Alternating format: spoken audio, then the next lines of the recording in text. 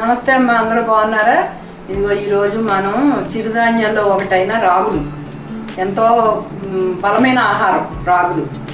ఇప్పుడు సమ్మర్ కూడా వస్తుంది కనుక చక్కగా అందరూ తినడానికి చాలా బాగుంటుంది. రాగి రవ్వతో ఇడ్లీ వేసుకుందాం. ఆవిరి కుడుములాగా వేసుకోవచ్చు, ఇడ్లీ లాగా వేసుకోవచ్చు. షుగర్ పేషెంట్కి, ఇంట్లో ఉన్న పెద్దవాళ్ళకి చాలా మంచిదమ్మా. వేసుకుందాం, రండి చూద్దాం. ఇదిగోమ్మా, రాగి రవ్వతో ఇడ్లీ వేసుకుందాం. మనం చూపిస్తున్నాను ఏం కావాలో. ఇదిగో మినపగుళ్ళు 1 కప్పు. ఇదిగో రాగి రవ్వమ్మ. ఇది చక్కగా రాగులు కడిగి ఎండలో పెట్టి మేము ఆడించుకున్నాం. రవ్వ ఇట్లా ఆడించుకున్నాం. అది 1కి 2 కప్పులు వేసి 2 ఒకసారి నానబెట్టుకుని 2-3 గంటలు అయ్యాక మనం ఇడ్లీ పిండి రుబ్బుకుని అప్పుడు కలుపుకోవచ్చు. ఎందుకంటే నాని ఉంటే బాగుంటుంది. ఇట్లాగా పోసుకుని నానబెట్టుకో. తర్వాత రుబ్బుకున్నాక చూపిస్తాం మళ్ళీ.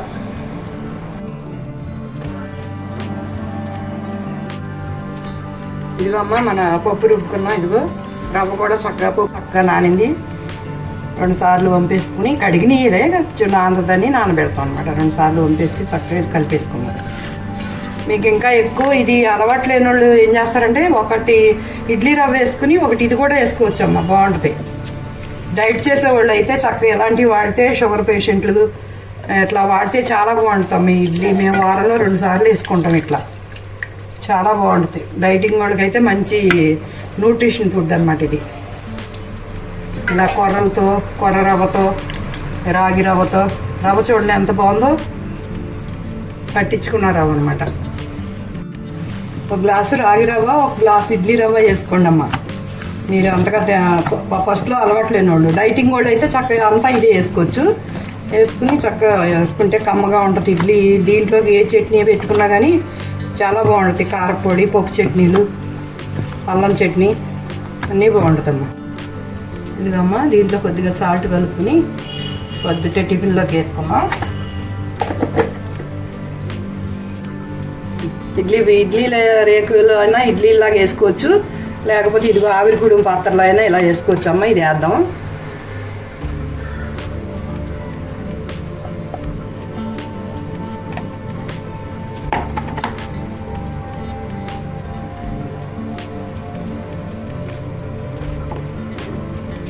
ఇదిగో అమ్మ, ఇది పెట్టుకున్నాం. అప్పుడు ఇడ్లీ లాగానే, ఇడ్లీ అయిన టైంలోనే ఇది కూడా అయిపోద్ది. ఎక్కువసేపు టైం. ఇదిగమ్మా, మన ఇడ్లీ రెడీ అయిందేమో చూద్దాం.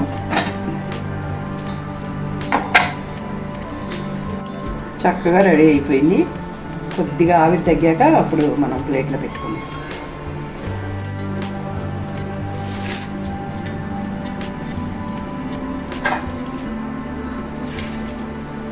ఇదిగమ్మా, చక్కగా వచ్చింది.